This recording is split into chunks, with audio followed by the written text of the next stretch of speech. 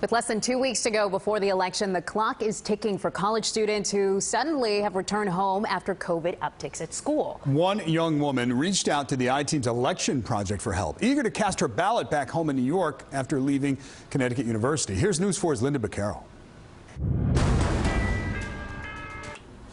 College sophomore Caitlin Diaz is happy to spend time with her family's one-month-old puppy, Banjo, back in her parents' home in Hartsdale. I was living at UConn, and then the cases started rising, so I came home. Eager to vote in her first election, Caitlin applied for an absentee ballot from Connecticut, where she registered to vote in January using her school's address. By email, though, she learned there was a problem. They said that my application was denied and that I couldn't get an absentee ballot, so then I offered to drive the 2.5 hours there, 2.5 hours back, to go vote. And they said they wouldn't accept me there in person either because I wasn't physically living in Connecticut. In the 2018 midterm elections, nearly 40% of eligible student voters participated, up from 19% in 2014, according to the National Study of Learning, Voting, and Engagement.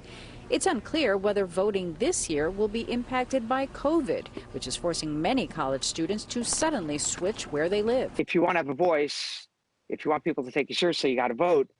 And these kinds of things make it really hard. But Caitlin was determined, emailing senators and the supervisor of her hometown of Greenburgh, who then reached out to News 4. The Election Project contacted the town clerk of Mansfield, Connecticut, to find out why Caitlin's application was denied. In this case, the residence address listed on the voter's absentee ballot application did not match the residence address we had on file. So we contacted her to inquire about the discrepancy, and she reported that she was actually living in New York State.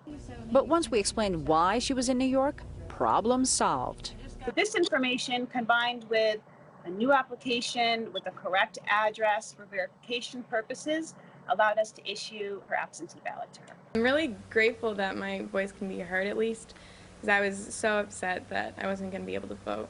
So I'm really happy that at least I got something really good out of it.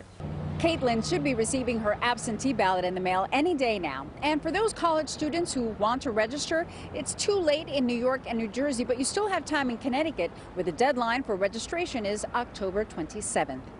In Hartsdale, Lynda Baquero, News 4 New York.